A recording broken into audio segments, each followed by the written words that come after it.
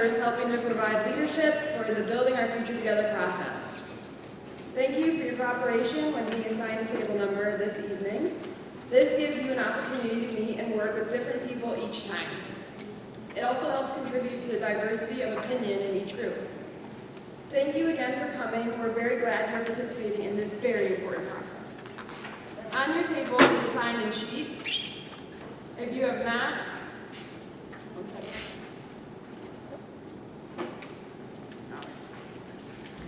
If you have not signed in yet, please do so now and make sure every person at the table is signed in. This is our way of taking attendance at each meeting, so be sure to fill out all your information on the sheet. Also, please remember that people are invited to join Building Our Future Together at any point of upcoming meetings, so feel free to bring your friends, family, and neighbors. We have a full agenda tonight, so please wait and hold your questions until after the presentation. At that time, our presenters will be circulating around the room to answer questions during the small group work time. You can also complete an I have a question form and turn it at the end of the meeting. There should be plenty of forms at each table.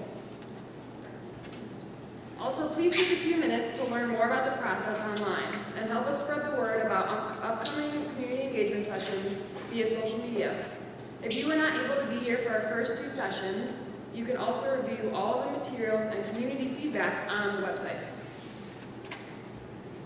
So tonight's work will be a crucially important part of the process.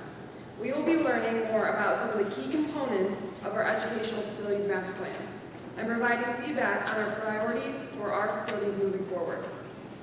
On March 24th, we will hold our final Building Our Future Together community engagement session.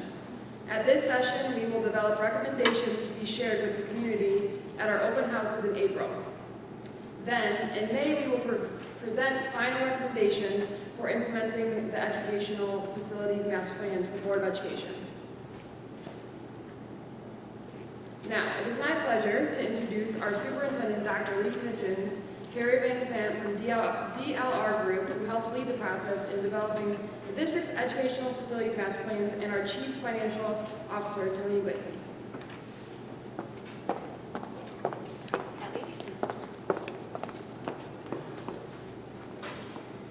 All right, our presentation will take up the next 20 minutes or so, and then we're going to circulate, answer your questions, and engage you in a group activity. And what we do after every session is we look at everything that you wrote. Every word that you put down on your sheets goes on our website, and we try to answer your questions. And so I'm going to answer one that's been popping up, and then Tony will talk about funding options, and Carrie and Tony will take you through the rest of this agenda.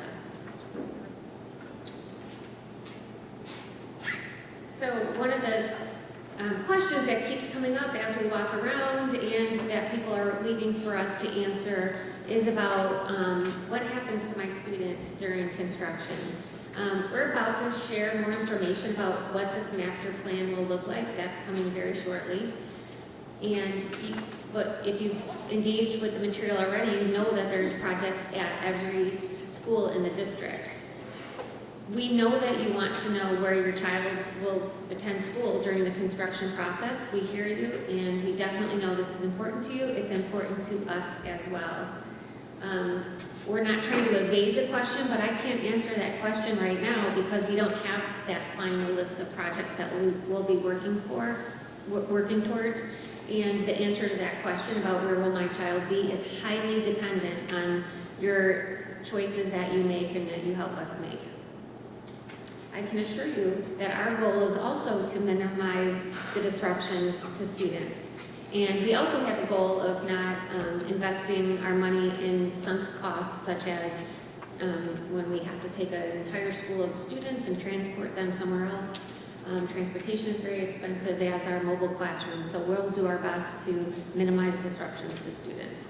I can't give you an exact answer. Here's a couple scenarios. The first would be the plans that we have in front of you tonight do have new schools being constructed.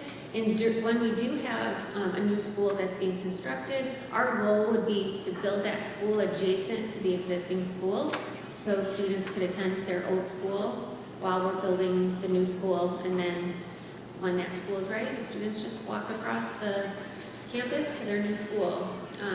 It might not be possible for that to happen on every elementary site, but that would be our goal. So if not, then scenario 2 would have to happen.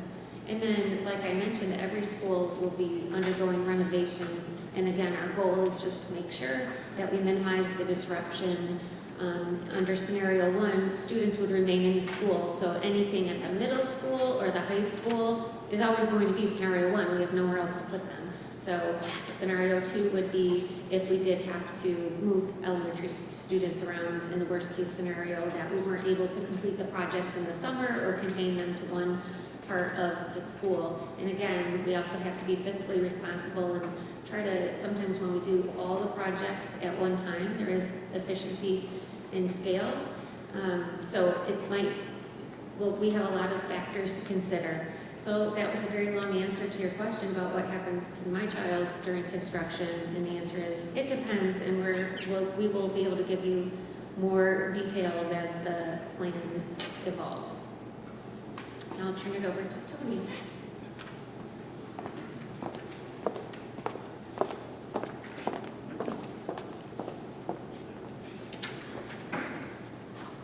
Good evening, and thank you for joining us tonight. Appreciate you coming out, especially given the weather. This is a recap of what we covered at the last sessions. So for those of you who may not have been here in prior sessions, this will be new to you, but we'll cover it, and then of course it'll be a refresher for those who were. So in the past 3 sessions, we've been talking about how projects are categorized in 2 ways. They're either operational projects or they're functional projects. Operational projects deal with how we operate our schools and what it takes to keep them safe and secure, to make sure that they're accessible, that they're warm and dry places for students to learn. They're all the things that go around students to help them learn. Whereas functional things are aspects of the facilities that really do help student learning and the programs that go on in those spaces. And so it's helpful to think about projects in one of these 2 ways. Either it's operational or it's functional. In terms of the funding options, we showed in prior session 3. They all take place over 5 years, and they all start basically in the year 2025. And the reason being is that that's when the school district's debt expires or is paid off. And so in 2025, the school district will be debt-free. There will be no more debt that we have to pay, and accordingly, taxes would automatically go down as a result of it. So under option A, that's the scenario that we contemplate. We would be able to use money from our operational budget and from our fund balance. We would be able, over 5 years, we would be able to generate likely something on the magnitude of about $40 million. But this wouldn't go very far. It would only be able to help us take care of basic maintenance and safety and security projects across the district. Now, this option and all these options touch every single school in the district. The taxes, of course, are, the taxpayer would enjoy a $750 savings on their tax bill under option A in the year 2026. Under option B, we would maintain the bond and interest levy, or the current payment that the school district makes every year toward its debt. And so we would also continue to capture some opportunities for funding, both in terms of fund balance and in our operating budget, that would generate something on the magnitude of $180 million. It would cover projects, again, at all schools from an operational standpoint. But from a functional standpoint, we would only be able to fit in 6 of our schools. So there would be 2 schools, in particular AGS and JB Nelson, that we wouldn't be able to fit into that particular package. It would be handled in 2 phases, because those 2 schools need considerable amounts of work. They're actually the oldest elementary schools that we have in the district. But they are not the ones that, and their work is certainly urgent, but Louise White and H.C. Storm School need that work more urgently. So we would defer work at JVN and AGS until 2035 or later. And so that would require a referendum at some point, 10 years in the future, beyond 2025. And so this doesn't give any funding for that. This just says we're going to defer that. We're going to put the minimum amount of money that we have to put into those 2 particular schools to get 10 more years out of them and figure out what we would do at some point in the future. From a tax impact, the taxes stay roughly the same as they are now. Of course, taxes go up every year, but from a bond and interest standpoint, we'd be paying the same amount of money. Under option C, we would increase the bond and interest levy roughly 50% more than it is today. All schools would see their operational needs met, and from a functional standpoint, almost every project that we've identified would be captured. So all schools would get what they need, including AGS and J.D. Nelson. This would cost about $250 million, and taxes would go up for the median value home about $370. By the way, when I show the tax values in all these instances, it is based on the median value home in Batavia, which is $350,000 today. So those are the three funding options, and then these are the funding options relative to our guiding principles. And so as we began the planning process, we established as a team guiding principles in terms of what it was that we were trying to accomplish and what it is that we want the end result to be. I took those guiding principles and I broke them out into both operational principles and then functional principles. And so operational, again, kind of keeps schools warm, dry, and safe. Functional are the ones that really do help us better meet the needs of students. Under option A, you see a lot of yellow and red. Under option B, you see more green and no red. And in option C, of course, from a functional standpoint, you see more green under that particular scenario. And with that, we get a lot of questions about why would we rebuild schools versus renovate them. Carrie Van Sant is going to give you more details on that.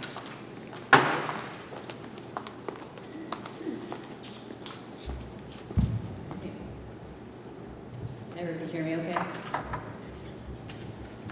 right, thanks, Tony.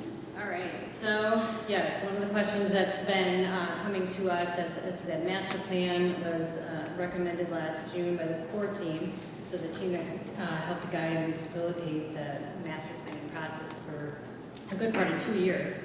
So the next few slides, I'll go over the takeaways. I'm going to give them to you at the beginning, and then I'll round them out at the end again. But what I'd like to highlight here tonight is throughout the master plan, and ultimately what the core team realized was the cost to rebuild versus renovate would be more cost effective for the district, take less time to implement the work, and cause less student disruption for the work.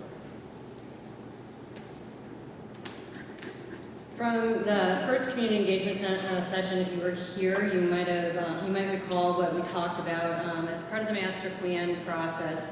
We, DLR group, along with the core team, we looked at the buildings through a number of different lenses. So if you were only to look at the buildings through their condition, you wouldn't have the whole picture. Similarly, you wouldn't have the whole picture if you just looked about the district facilities and whether or not they are meeting teaching and learning needs. It's a comprehensive picture you have to build. So it's condition, it's spatial educational adequacy and readiness for meeting your needs today and into the future. It's taking a look at your energy bills and where they can improve and operationally. It's also looking at your indoor environmental quality, so your lighting, your air quality, your thermal comfort, your acoustics. All of those pieces went into the process of evaluating the district's facilities. And so when you think about educational spatial adequacy today and into the future, let's think back when these buildings were constructed, the 50s, the 60s, and the 70s for our oldest buildings. Education was a lot different then than it is now. Content might be being taught in different ways. As Tony and Brad highlighted in past engagement sessions, classes aren't just the teacher being the sage on the stage and disseminating information in a lecture format anymore. There's a number of different learning modalities, and those have been highlighted in the past presentations, so I encourage you to take a look at those. Students are being asked to do more and more in a number of different varieties of settings and different types of learning modes, from lecture to small group to project-based inquiry learning. So today's classrooms look and are a lot more flexible in nature, and it's not just furniture, it's the adaptability of technology, being able to move about the building and even outdoors to have the types of teaching and learning and project-based options and that at their fingertips. So on the left, you see photos snagged of 50s and 70s classrooms. Some of you might remember those when you were back in school. Today, on the right-hand side, are what you see for modern school buildings. And in this case, both elementary schools. More flexible group settings, the ability to pull furniture apart in different size groups, but also spaces outside the classroom that aren't just hallways. So the students today are doing a lot of work on the floor. You'll find Twitter feeds and you'll see pictures and snaps of students sitting on the floor doing their artwork in the hallway. So they don't have the classroom space to do project-based learning. They don't have the classroom space or the space in the buildings outside of the classroom to pull out and do small group work that's still being monitored. That's one of the features you see in the picture on the top. And so there's a lot of general changes in practice of teaching and learning that have changed over the years. So we've highlighted over a couple sessions HG Storm as an example. So we'll carry that through the theme tonight. So Tony has mentioned in the other sessions just the condition assessment needs at this building and Louise White, so a set of sister schools at the elementary level. These buildings were built in the late 70s, and they have a lot of just love that's needed physical condition-wise. They need new roofs, they need tuck pointing, so all the brick needs to be repointed on the exterior, they need new windows, they need new doors, they need updated mechanical systems, they need more electric to service the new technology needs in better locations. They also have functional needs, so those are the operational needs. They have the functional needs that we outlined, previously to be able to meet the varying group sizes and the different modalities of education that they're learning today. So taking a look at HG Storm in particular, and taking a look at different benefits, whether it's renovation or rebuild. So some of these here on the left, some renovation benefits. Some portion of the school could still be used during construction. The gym, the cafeteria, some of those shared spaces that might not need to be revised or adapted to new teaching and learning, and could still accommodate those programs. You're maximizing your existing infrastructure. Now, your infrastructure is 60 plus years old, but you're able to maximize that building. You'd be doing a lot to it. Another thing with the existing buildings is there's a number of them that have 4, 5, 6, 7 additions on them. So those are that many vintages of systems that are tied into each other that have to all be adapted. Because when additions went on to the buildings, much like HG Storm, Louise White, and the others, the rest of the buildings weren't updated. The additions were just built, but they weren't updated along the way. So even in additions in the 90s, didn't realize updates to the rest of the building. But we understand the importance of, your building stock and your investment in your buildings. So those are all benefits of renovation. Rebuilding, students could potentially remain in your existing school while construction occurs. It's likely to happen all at once, where renovation is going to require phasing. You get new modern spaces all in the same starting point for system refresh, maintenance cycles.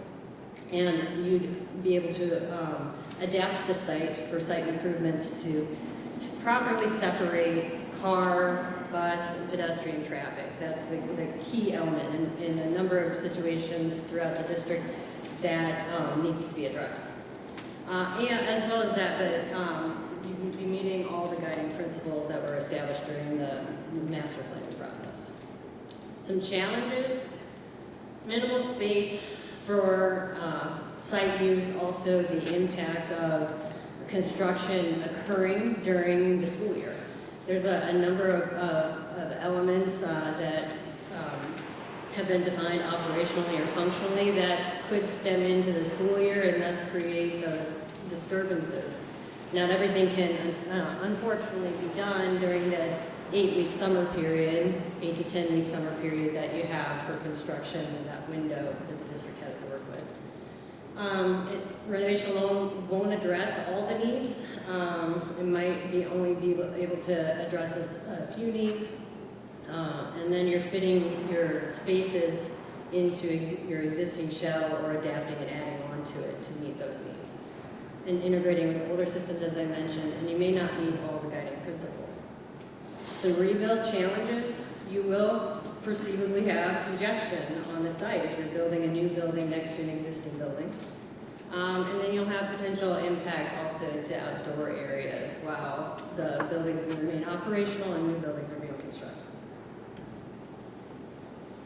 Another big question that has surfaced throughout these sessions is what happens to the kids. And Lisa highlighted some at the beginning, a couple scenarios. With renovations and additions, if the students are staying on site, the projects need to be phased over a longer period of time. And there is a highly probable scenario that you'll have portable classrooms or displace students to other schools to be able to achieve that. Now those are sunk costs, and portable classrooms and transportation are not inexpensive. They can run upwards of 7 figures. So just keep that in mind. Limited site space for outdoor use is also something to consider if you're placing portables on site. You might take up some of those student spaces. Rebuilding, students could stay in their building. If necessary, they may need to be relocated to another site as well, and that in the same token is a sunk cost. But construction would occur all at once over a shorter timeline compared to phasing the work over multiple years. So as part of the master plan, we did a lot of exploration on what the buildings are like today and visioning of what the buildings are needed for teaching and learning, and that created a gap analysis in a sense. We had defined a space program list that identifies the types of spaces needed, their adjacencies, how many of those spaces, the size of those spaces, and that helps us understand where the existing buildings may or may not be falling short. The evaluation on the 4 elementary schools in particular showed that there's a significant renovation impact. 3 of the 4 buildings here are much under the space program's square footage for a new elementary school. And there's a need for some sort of addition, but also demolition, abatement, and when looking at different levels of renovation from minor to moderate to major, and understanding the square foot impacts and the costs related to those different levels, it tallies up really quickly. So these costs include abatement, demolition, the various levels of renovations, additions, sprinkler installs, and site improvements.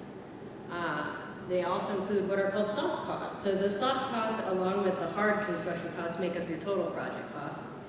And they have permits, fees, testing, inspections, surveying, and furniture and equipment included in those. And then there's contingencies, because at this phase we're budgeting. So much like a project you might have at your house, you want to hold some to the side in case something happens. These are old buildings. You don't know what's going to happen when you get in to start renovating them. There's unforeseen conditions that need to be contemplated. And then just as part of, as the projects become a reality, you want to hold contingencies so that they can be designed and engineered as they move through the process. Excuse me. Some key components to renovation that is often overlooked, if you're just looking at simple renovations to your buildings, is that if you're doing a lot of renovations or major work based on the current codes and the BISB requirements, you have to consider upgrading your buildings for sprinkler installation, accessibility, and storm shelters. So that's why your levels of renovation costs go up by square foot. None of these buildings on this prior slide are sprinkler protected. The extent of renovation that would be needed would impose that requirement. The requirement to bring up the buildings to meet the ADA requirements would be enacted, and it is likely that a storm shelter would need to be constructed for each. So similarly, a square foot takeoff on the space program was adapted using the cost per square foot for a new building. And these costs also include costs for abatement and demolition where the existing building would need to come down, site improvements and restoration, and those same soft costs as well as the similar contingencies. So you need those in all projects at this level because we don't have full projects defined. Meeting all code requirements and laws is, any renovation you do would have to be brought up to meet current codes and laws regardless, but all these new buildings would meet those new laws, requirements, and standards, and they would require, just because it is a code requirement in the state of Illinois, all new construction requires a storm shelter for schools. So, coming back to why rebuild, renovation versus rebuilding cost comparison here, and you can see that with the cost comparison, it is more cost effective to rebuild the 4 buildings. We highlighted that it will take less time if the work can be constructed all at once, and perceivably less student interruption. And so now, I turn it back over to Tom.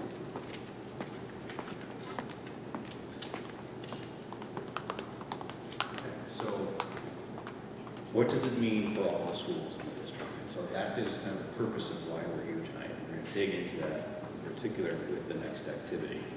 But before we do that, I wanted to give you an idea of where the money would go under each option.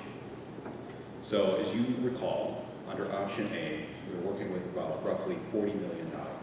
That's in a scenario where either the referendum, we choose not to go to referendum, or a referendum fails. We have about $40 million to work with, and we would split that money between each level, roughly speaking.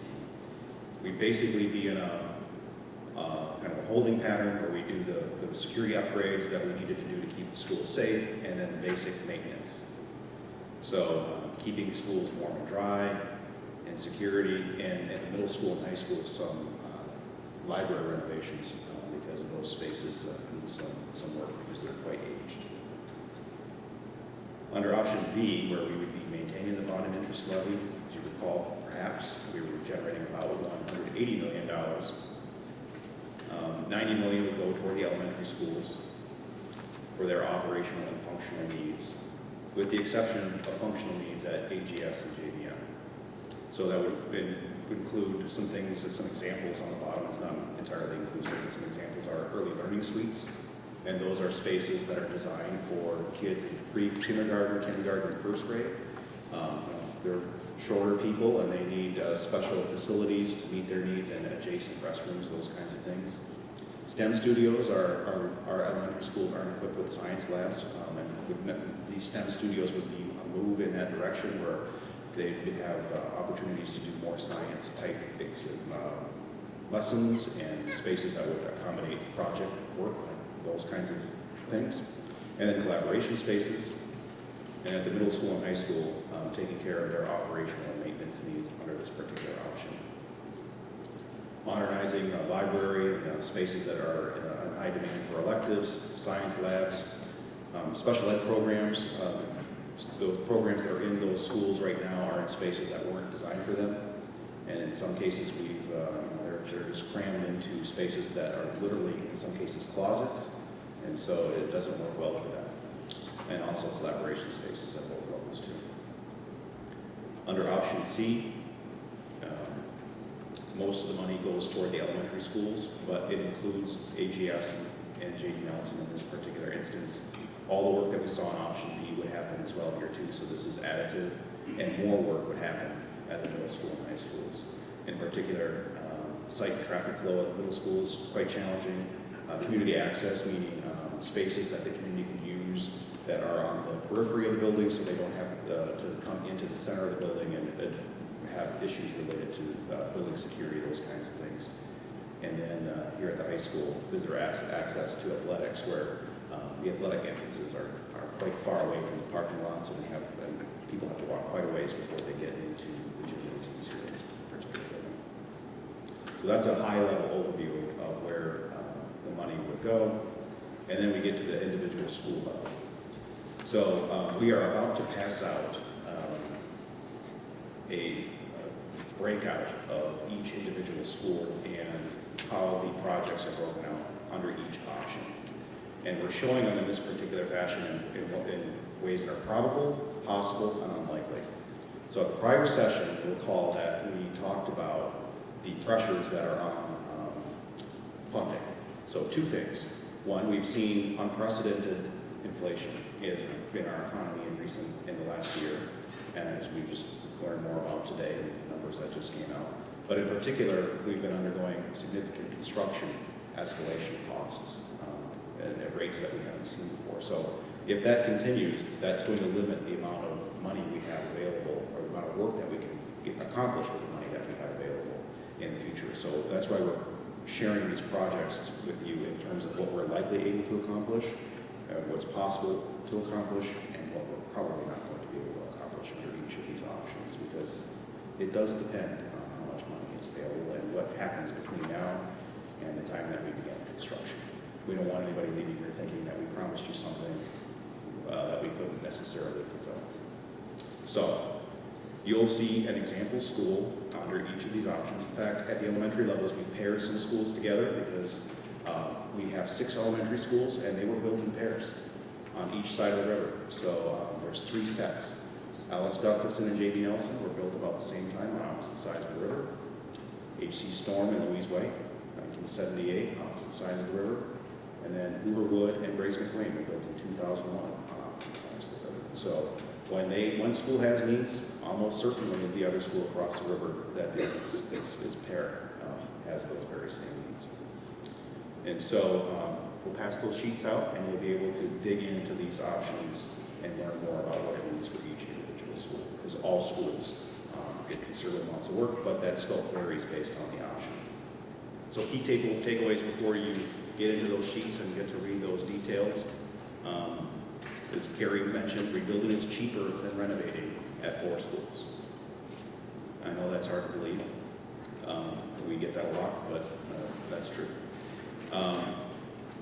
The amount of work that we can accomplish depends on 2 things. The bond market and financing, just like when you go for a mortgage and the market interest rates are as they are, depends on how much your mortgage can be in terms of what you can afford. Same thing happens for us when we issue bonds, and construction inflation. So you face similar pressures if you're building a home. And that's going to determine what we can actually accomplish when we actually put shovels in the ground. And then, so that's why we're picking these projects as possible, probable, and unlikely, so that things can change between now and then. So here's our work activity.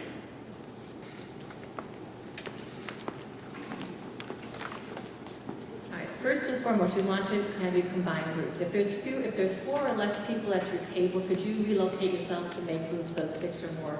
So if a couple tables only 3 or 2, if you could just kind of rearrange yourselves real quick, please. Thank you.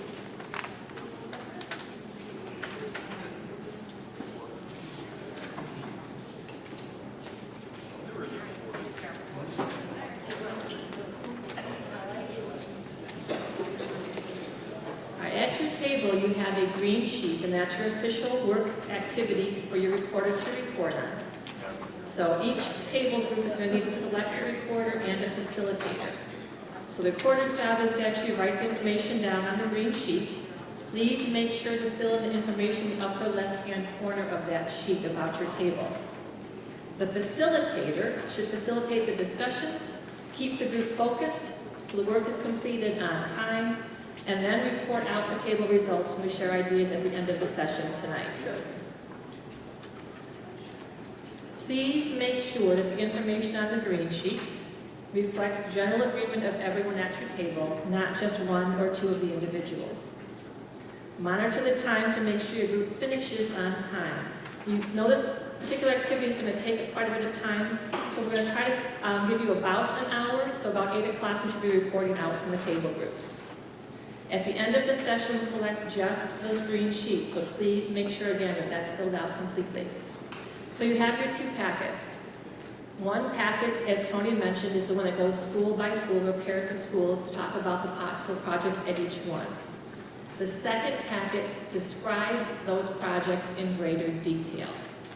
So you'll need to look at both those packets together to be able to complete the task on the green sheet. So what we're asking you to do for task 1 is go down that list of tasks on the green sheet, discuss them one at a time, and for each project, give it a rating of a scale from 1 to 5. Each project is rated individually. We are not asking for rankings. So each one stands alone. For this particular project, where would you rate that as it's important? Start over again with the second project. Where would you rate that one as it's important? We are not ranking them compared to each other. Each one is done separately. So then when you finish that task, the second task I'm going to ask you to do is to come up with your biggest surprise and your biggest concern about those projects. And then any other information or questions you want us to address at the last session coming up on March 24th. So take a few minutes to go over those packets and then start your discussions. If you have questions while working, just flag one of us down. We'll be happy to help you. Thank you.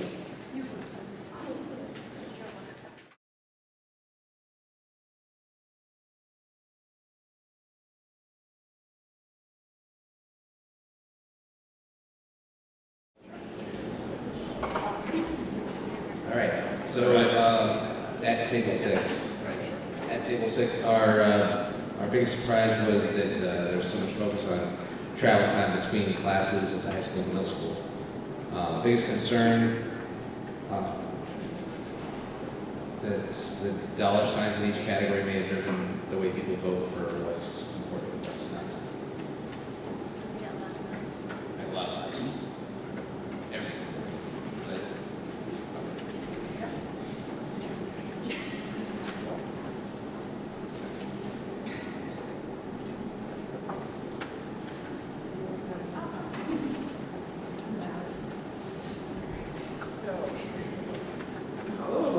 The group's biggest surprise and concern about school project lists. We have a lot of questions for a lot of these dealt with architectural designs and ADA compliance. So how many of them really needed to be emphasized? Biggest concern, we had 2. Concerns about declining enrollment or rebuilding schools that may not be necessary or could be combined, and the general cost of living and taxes in Batavia already. What, if any, additional considerations would you like to see addressed?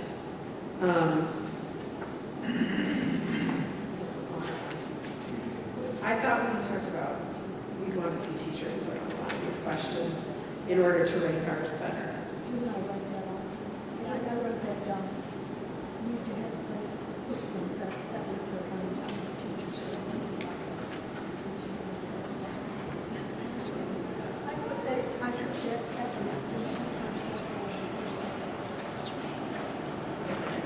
Yeah, thank you.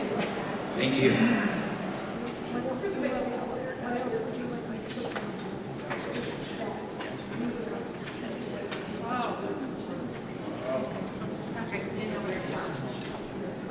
Okay, so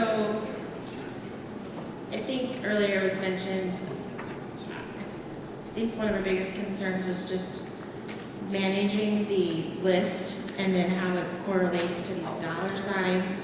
And then once you do pick more than one $3 sign, and there's 11 of them on the total, you're automatically pushed forward. So it's driving you towards a scenario.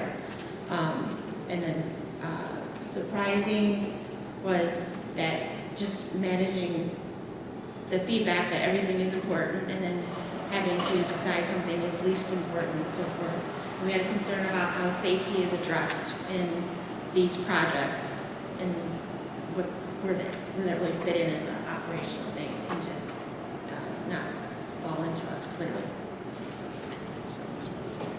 Thank you.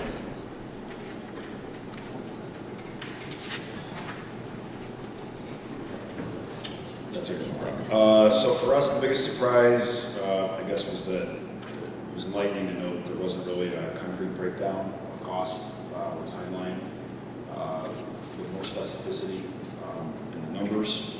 That also was our biggest concern as well. And I think that also kind of became the focal point for what we wanted to see addressed going forward. I don't think we were looking for we weren't looking for a level of specificity that was unreasonable. I think these were things that were kind of larger line items like HVAC systems, plumbing, sprinklers, things of that nature that would be part of the structure of the building. It seems like those are things that would be quite large line items that we should have some clarity on before being making more choice. So. Thank you.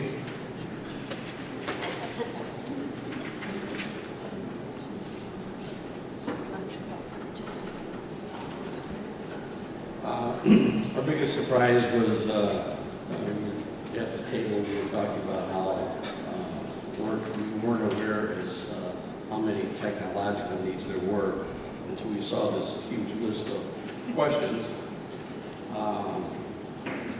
And there was two biggest concerns. One of them is the dollar figures assigned to each of these points, either 1, 2, or 3.